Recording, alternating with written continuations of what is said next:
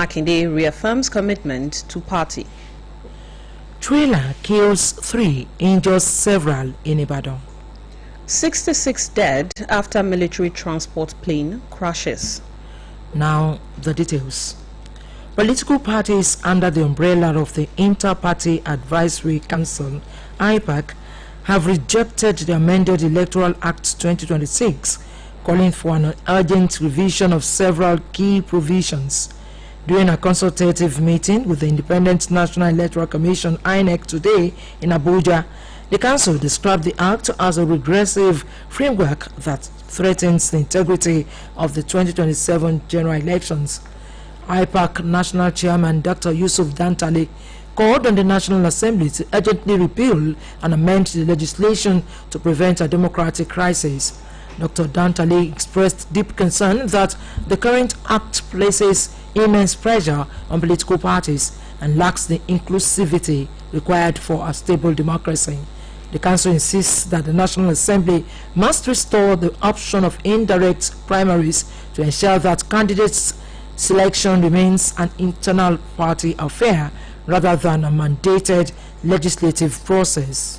Meanwhile, the Independent National Electoral Commission (INEC) has convened a meeting with leaders of political parties at its headquarters in Abuja to unveil and deliberate on new electoral guidelines ahead of the 2027 general elections.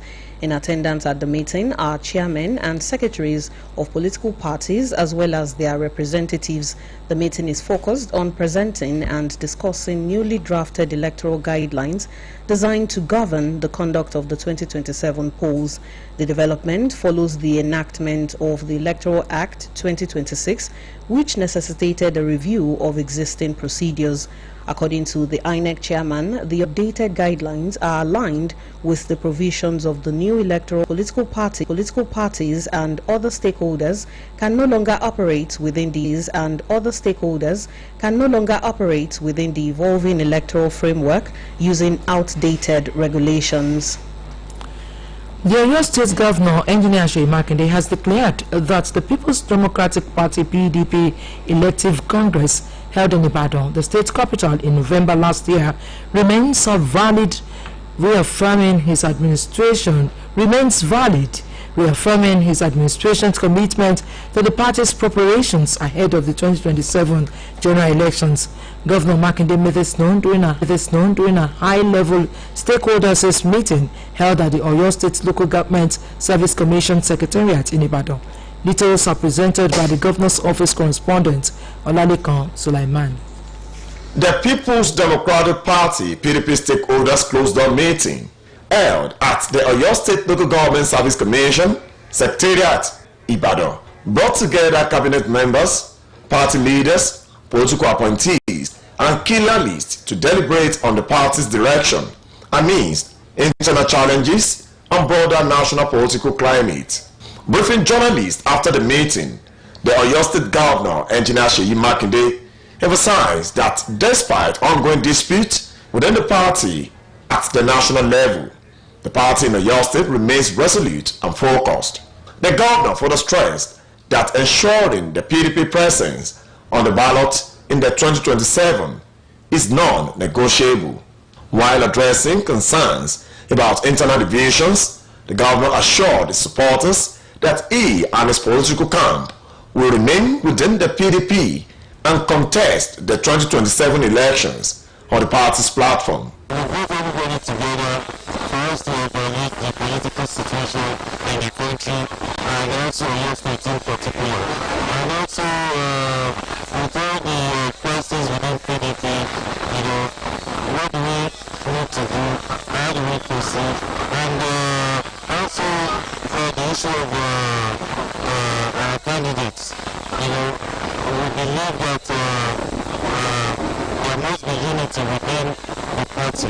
Governor Makinde further highlighted the importance of unity across all levels of the party structure, urging stakeholders to return to their constituency, including state, federal, and senatorial districts, to engage in wider consultations. Well, we have all sort of issues. We have court cases, and then we have leaders and elders at the national level also,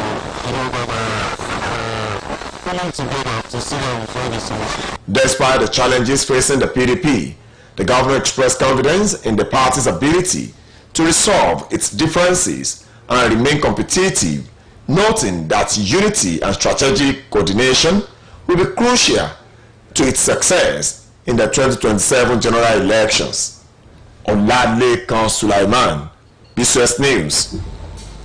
The Economic and Financial Crimes Commission, EFCC, today moved to forfeit the Maitama Abuja residence of former Attorney General of the Federation, Abubakar Malami, SAN, led by Folarin Dari. Heavily armed EFCC personnel were said to have arrived the property in at least 5 buses. It was gathered that access to the property located at number 2 Koronaka Close off Amazon Street in Maitama, Abuja, was blocked as the operatives sealed off the area. The development is said to be connected to an ongoing investigation into alleged financial improprieties. Meanwhile, former Attorney General of the Federation and Minister of Justice, Abubakar Malami, has accused the Economic and Financial Crimes Commission, EFCC, of resorting to self-help by sealing his Abuja residence without. Abuja Malami claimed that armed operatives of the commission stormed his home in Maitama and evicted members of his family without presenting a valid court order. The ex-AGF described the action as unwarranted and a clear disregard for judicial procedure, stressing that it wasn't proper for the anti-graft agency to make a move against the property while the matter remains before the court. Former Senate leader Ali Ndume has urged the federal government to fully equip the Nigerian army to combat insurgency and banditry, warning that Borno and the northeast risk being lost to terrorists. Ndume made the call after visiting Ngoshe and Polka in Borno State with Governor Babangana Zulum, where Boko Haram and ISWAP terrorists had carried out coordinated attacks, killing soldiers and civilians and abducting women and children. In a statement made public today, the federal lawmaker enjoined the federal government to double its efforts in equipping the army with sophisticated arms and ammunition. He praised Borno State Governor Babangana Zulum for visiting the ravaged communities and IDP camps, urging federal intervention to rebuild and support displaced persons. A tragic road accident in Ibadan, Oyo State capital, has claimed the lives of at least 3 individuals and left several others with varying degrees of injuries after a heavy-duty trailer reportedly suffered brake failure. According to eyewitness accounts, the articulated vehicle was descending from Bere roundabout after passing through Ojaba when it developed mechanical faults. Unable to regain control into multiple road users, including cars, commercial motorcycles, and pedestrians, resulting in extensive damage and casualties. The most severe impact was recorded in the Isosan area, widely known as Orange Market, where the trailer caused significant destruction to property and left several victims critically injured. Traders and residents in the bustling commercial hub were particularly affected, with goods destroyed and structures damaged. Meanwhile, the Oyo State Rule of Law Enforcement Authority, OLUYOLE, alongside the security operatives and the Environmental Task Force, continued its enforcement operation against street and roadside trading across major markets in Ibadan. The OLUYOLE's team were at Uje Market before proceeding to Mokola roundabouts to continue routine enforcement. Minutes later, distress reports reached the enforcement team from market traders that a fatal accident had occurred at Bere Oje axis, and officials immediately redirected efforts to the scene to assess the situation. Preliminary findings revealed that a truck allegedly suffering brake failure lost control as eyewitnesses informed the authority while descending from Bere towards Oje markets, ramming into tricycles, traders' stalls and people. The tragedy reinforces OLUYOLE's warning against street trading and highway obstruction. This broadcast of Newscope is coming to you from the Broadcasting Corporation of Oyo State, Ibadan. As the world marks World Tuberculosis Day, Health experts are raising concerns over the continued spread of the disease, particularly in developing countries like Nigeria. They emphasized the need for increased awareness, early detection, and proper treatment to reduce its impact. Our reporter Bimbola Ashawande reports. Tuberculosis, commonly known as TB, remains a serious public health challenge in Nigeria despite ongoing intervention efforts. A public health practitioner, Dr. Oluyole Omotajo, explained that the disease is transmitted through airborne droplets released when an infected person coughs. According to him, individuals who inhale these droplets are at risk, especially those in close contact with infected persons. Dr. Omotajo identified two categories of people with tuberculosis: carriers and patients, explaining that while patients are aware of their condition and undergoing treatment, carriers may be unaware, making them more likely to spread the disease unknowingly. The worst of the two is the carrier, because the carrier doesn't know, so it's not any form of care, and so it goes from one point to the other, disseminating, distributing, sharing, like the gift that he or she has. We have cough, which is predominant. We have loss of weight, which is also predominant, which is also very, very important. The next other thing is bloody sputum. That is the cough out blood. And then the duration, one cough has gone for a particular length of time and is not resolving. Despite everything, despite your cough syrup, despite your antibiotics, you are told to suspect TB. Dr. Omotajo listed persistent cough, weight loss, coughing up blood, and night sweats as common symptoms of tuberculosis, urging anyone with a prolonged cough to seek prompt medical attention. He added that tuberculosis is both preventable and treatable through early vaccination and access to designated treatment centers, noting that active case search and community-based interventions are helping curb its spread. Every child that is born will get the day that person is born will be vaccinated. We call it BCG vaccination. And a child that doesn't meet it has a very good likelihood of attaining adult life with TB, or having, in fact, the possibility of being infected with TB is drastically reduced. So we are not concentrating, we are not thinking only along the line of treatment, but prevention. Also speaking, the program manager, Tuberculosis and Leprosy Control Program in Oyo State, Dr. Zainab Rabiu, described tuberculosis as an infectious disease caused by Mycobacterium tuberculosis, primarily affecting the lungs but capable of spreading to other parts of the body. She explained that the disease is transmitted through the air when an infected person coughs, sneezes, or speaks. Dr. Rabiu identified symptoms such as a persistent cough lasting 2 weeks or more, fever, night sweats, and weight loss, adding that complications may arise when other organs are affected. However, there are other symptoms that the person might have, especially if it affects other parts of the body.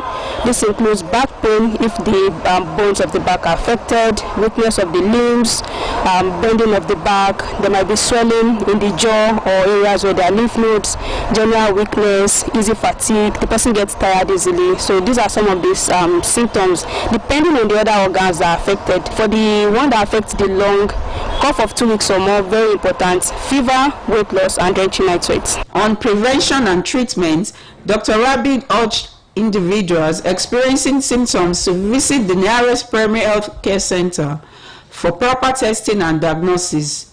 She noted that trained health workers are available across facilities and emphasizes that tuberculosis testing and treatment are free in Nigeria. She added that World Tuberculosis Day serves as a reminder of the need to intensify awareness, especially as Nigeria remains among countries with a high burden of disease. Health experts therefore urge Nigerians to remain vigilant, seek early medical care, and support ongoing efforts aimed at eliminating tuberculosis. The Oyo State government has stepped up efforts to improve environmental management with the inspection of a proposed 44-acre waste-to-wealth project site alongside ongoing waste evacuation in parts of Ibadan. The initiative is designed to convert waste into valuable resources while promoting a cleaner and healthier environment. Our reporter Folashade Akintola reports. The Oyo State government, in collaboration with private partners, is advancing plans to revolutionize waste management through waste-to-wealth initiative. The Commissioner for Environment and Natural Resources, Honorable Ademola Aderinto, during an inspection of the proposed 44-acre site, described the project as dual-purpose solutions aimed at converting waste into wealth while addressing the challenges of overburdening landfill. He explained that the initiative will develop a material recovery system where waste will be sorted and processed, leaving only a minimum fraction as residual waste. The people of Oyo State will benefit immensely from this project. If you look at the landfill, but there's so much wealth and utilities for the people of Oyo State locked in there.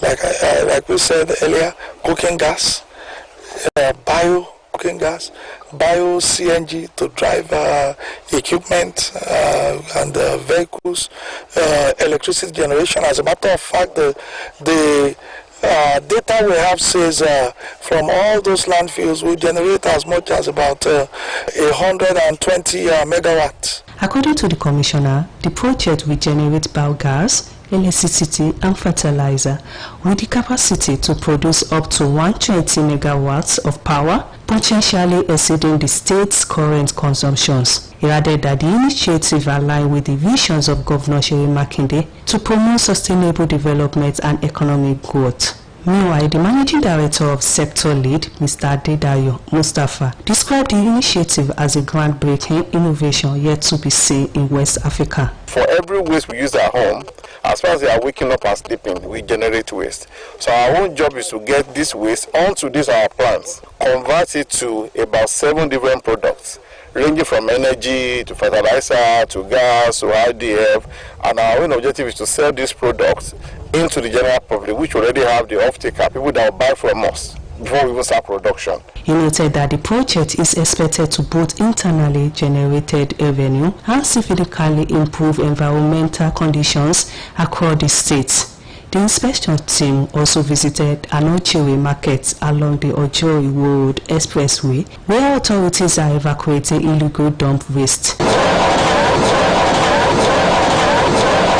The Commissioner expressed concern over indiscriminate waste disposed by some residents, describing the practice as unhealthy and unsustainable. He stressed that such actions pose serious health risks and hinder development and tarnish the image of the state. Our laws on environmental management, environmental sanitation, ensuring that you align with your waste collector instead of having to put laws into your own hands by putting it on water path which will cause flooding, by putting it in the median that defaces the state and puts government and the people of Oyo State in disrepute. We are appealing to the residents of Oyo State and Ibadan in particular to stop this. Residents were advised to engage approved waste collectors and report service lapse through appropriate channels rather than resorting to illegal dumping. Folashade Akintola, BCOS News. On the foreign scene, a Colombian military plane carrying 125 soldiers and crew members crashed on takeoff, killing at least 66 people and injuring dozens of others, officials have said. Reports, however, says investigators are probing the cause of the crash. Foreign desk editor Folashade Akintola compiled the stories and others as presented by staff reporter Bimbo Akabi.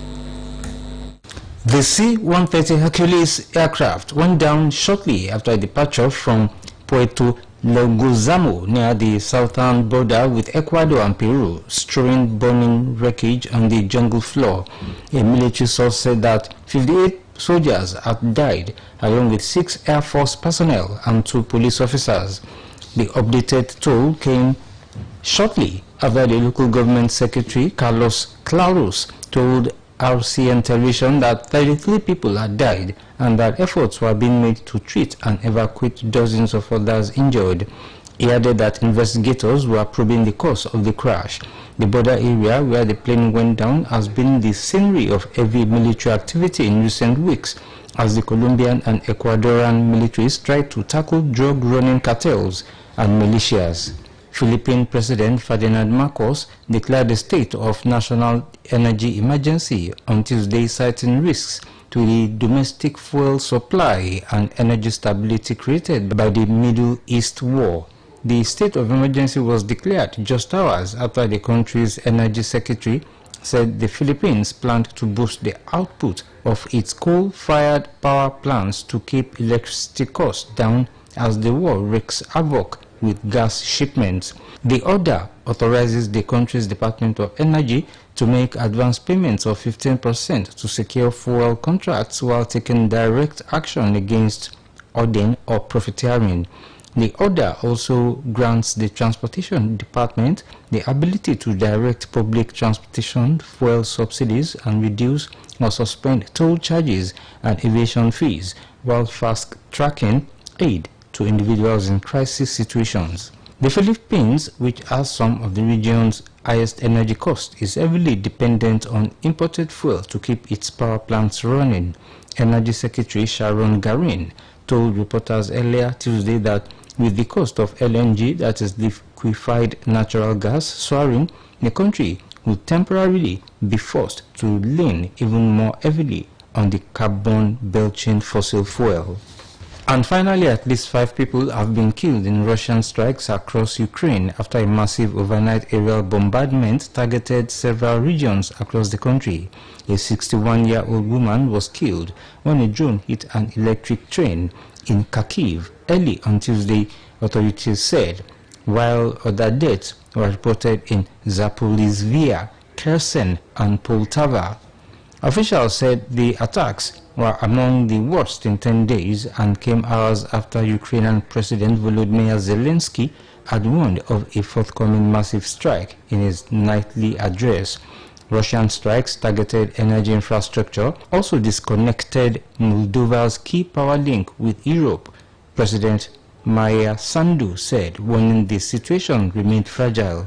Sirens wailed across Ukraine on Monday night as Russia launched a barrage of missiles and drones at the country. 7 ballistic missiles, 23 cruise missiles, 4 air-launched guided missiles, and 392 drones were used in the attack, the Ukrainian Air Force said in a statement on Telegram.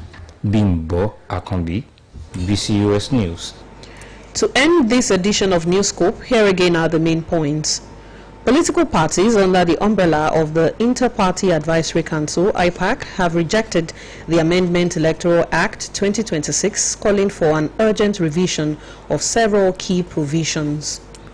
The Oyo State Governor, Engineer Seyi Makinde, has declared that the People's Democratic Party (PDP) elective congress held in Ibadan, the state capital, in November last year remains valid, reaffirming his administration's commitment to the party's preparations